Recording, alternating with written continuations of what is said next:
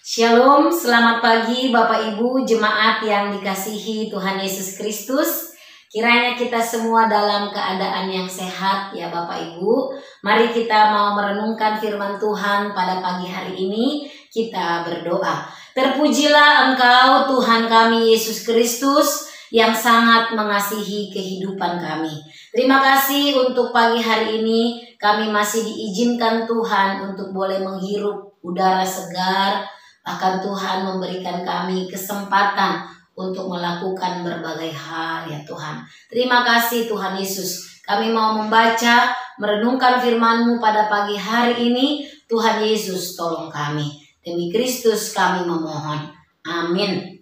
Ya, Bapak Ibu, pembacaan firman Tuhan yang kita renungkan pada pagi hari ini terambil dari 2 Samuel pasal 5 ayat 17 hingga ayatnya yang ke-25, namun saya hanya akan membaca ayat 25 saja. Demikian firman Tuhan.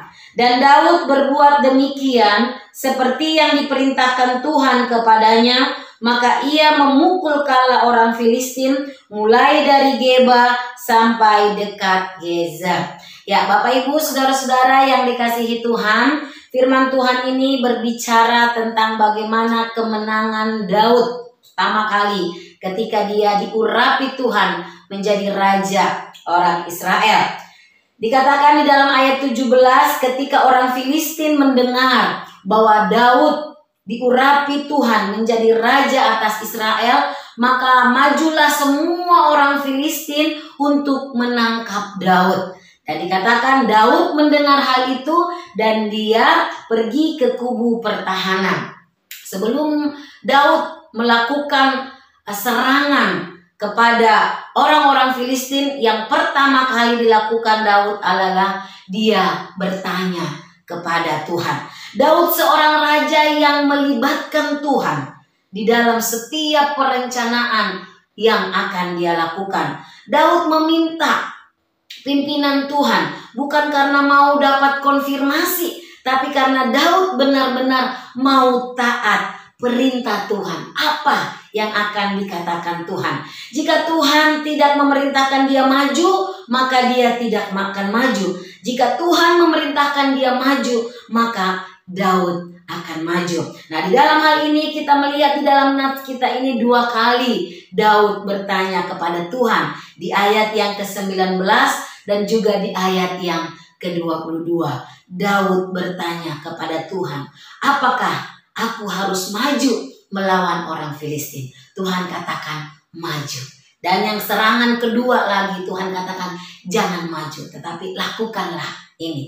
Nah, saudara-saudara yang dikasihi Tuhan, dalam pembacaan ini di dalam ayat 25 dikatakan Daud berbuat demikian seperti yang diperintahkan Tuhan.